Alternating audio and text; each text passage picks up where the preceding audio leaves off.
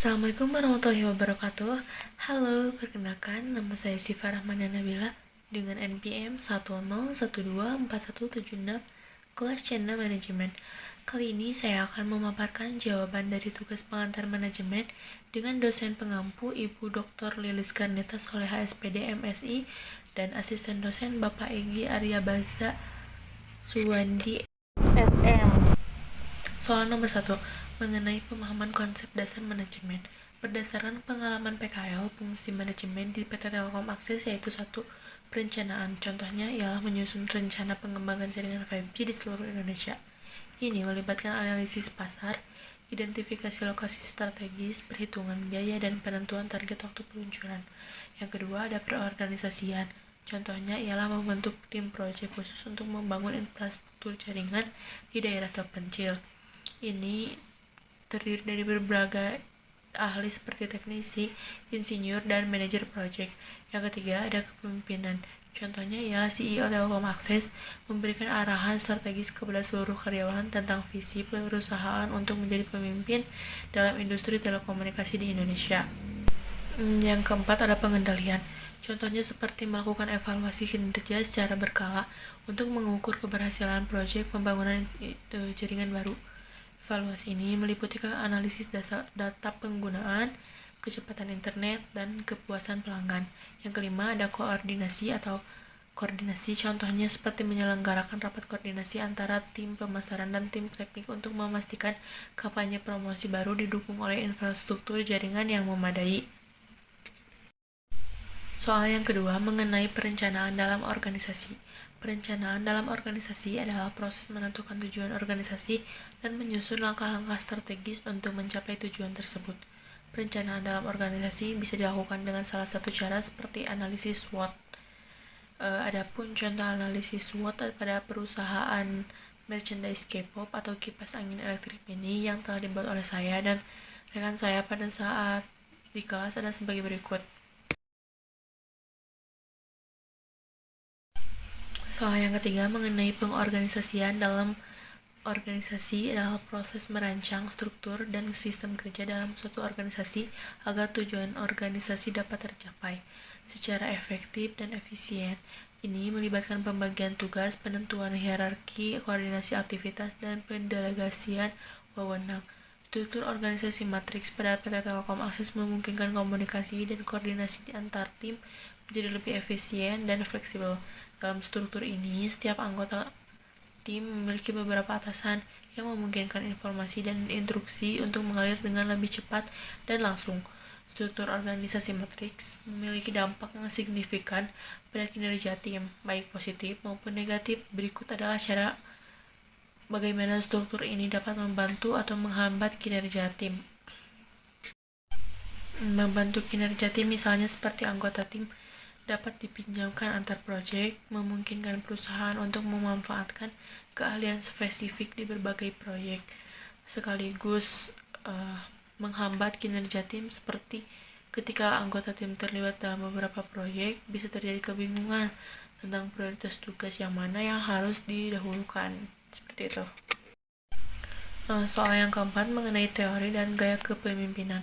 Peran anggota tim gudang di PT Telkom Akses ada dan gaya kepemimpinan sebagai anggota tim gudang. Hal ini mungkin memiliki peran yang lebih operasional tetapi tetap memiliki kesempatan untuk menunjukkan kepemimpinan meskipun dalam skala yang lebih kecil. Gaya kepemimpinan yang diterapkan dapat bervariasi tergantung pada situasi dan tugas yang dihadapi. Gaya kepemimpinan transaksional seperti fokus pada tugas, fokus pada penyelesaian tugas-tugas harian seperti menerima, menyimpan, dan mengeluarkan barang. Gaya kepemimpinan transformasional seperti memberikan contoh yang baik, seperti selalu datang tepat waktu, menunjukkan etos kerja yang kuat, dan memperlakukan semua orang dengan hormat. Kepemimpinan melalui teladan ini akan memotivasi tim lain untuk mengikuti standar. Soal nomor 5 mengenai pengendalian dalam organisasi. Menjadi seorang sales IndiHome yang harus memiliki target penjualan yang tinggi, setiap hari harus berinteraksi dengan banyak calon pelanggan, menjelaskan berbagai paket IndiHome, dan menghadapi berbagai macam tantangan. Untuk memastikan semua berjalan dengan lancar dan target tercapai, saya menerapkan beberapa strategi pengendalian operasional. Langkah-langkah pengendalian operasional yang dilakukan adalah seperti pemetaan wilayah, penjadwalan kunjungan yang efektif, dan evaluasi. Untuk cara mengukur kinerja operasionalnya dengan beberapa indikator, antara lain seperti jumlah kunjungan, jumlah penawaran, jumlah penutupan, nilai penjualan, dan tingkat kepuasan pelanggan. Seperti itu. Jika melihat ada penurunan kinerja atau jika ada kendala yang muncul, akan dilakukan beberapa penyesuaian seperti meningkatkan keterampilan. Jika ada kekurangan dalam kemampuan presentasi atau negosiasi, selanjutnya akan mengikuti pelatihan tambahan. Menyesuaikan target. Jika target terlalu tinggi, lakukan diskusi dengan atasan untuk menyesuaikan target. Gitu. Soal nomor 6 mengenai pengaruh lingkungan eksternal. Pengaruh lingkungan eksternal terhadap sales IndiHome di PT Telkom Indonesia sebagai salah satu perusahaan telekomunikasi terbesar di Indonesia.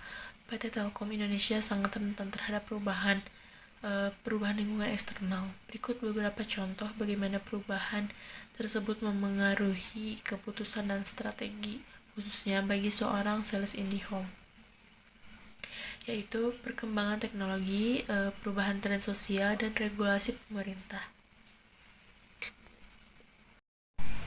Contoh dunia penjualan IndiHome. Meningkatnya kompetensi membuat Telkom harus lebih fokus pada peningkatan kualitas layanan pelanggan. Sales IndiHome harus memberikan pelayanan yang prima kepada pelanggan, mulai dari proses penjualan hingga penanganan keluhan. Soal nomor 7 mengenai pengelolaan sumber daya manusia. Berikut ada penjelasan mengenai bagaimana saya akan merancang proses tersebut, termasuk pelatihan dan evaluasi. Merancang proses rekrutmen dan seleksi dengan cara analisis kebutuhan, perencanaan rekrutmen, terus pencarian kandidat, wawancara dan tes, habis itu pengambilan keputusan dan penawaran kerja kepada kandidat yang terpilih. Adapun jenis pelatihan untuk karyawan baru, yaitu 1. Orientasi, memberikan pengenalan umum tentang perusahaan, budaya perusahaan, struktur organisasi, dan kebijakan perusahaan. Yang kedua adalah pelatihan teknis, yaitu memberikan pelatihan yang berkaitan langsung dengan tugas dan tanggung jawab pekerjaan. Selanjutnya ada pelatihan pengembangan diri, memberikan pelatihan untuk meningkatkan keterampilan interpersonal, kepemimpinan, dan pemecahan masalah. Evaluasi keberhasilan meliputi evaluasi proses rekrutmen, evaluasi pelatihan, dan evaluasi kinerja karyawan baru. Mungkin cukup sekian materi yang dapat saya sampaikan. Terima kasih. Wassalamualaikum warahmatullahi wabarakatuh.